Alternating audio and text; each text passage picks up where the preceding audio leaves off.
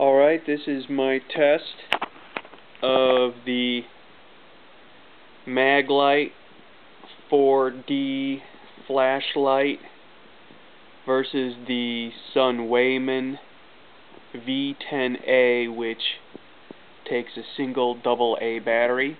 So I'm going to turn the light off, then the MAG-LITE will be turned on first, and then the Sunwayman. First, the MAG-LITE.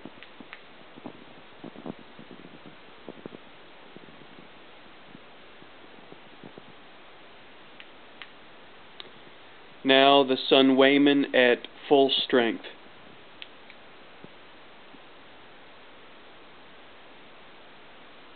The light is definitely whiter, but nearly just as bright.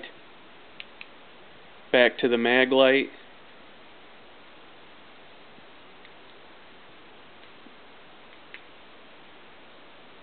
Which is a much more yellow light, less clear as well. One more time to the Sunwayman at full strength, much more clear white light.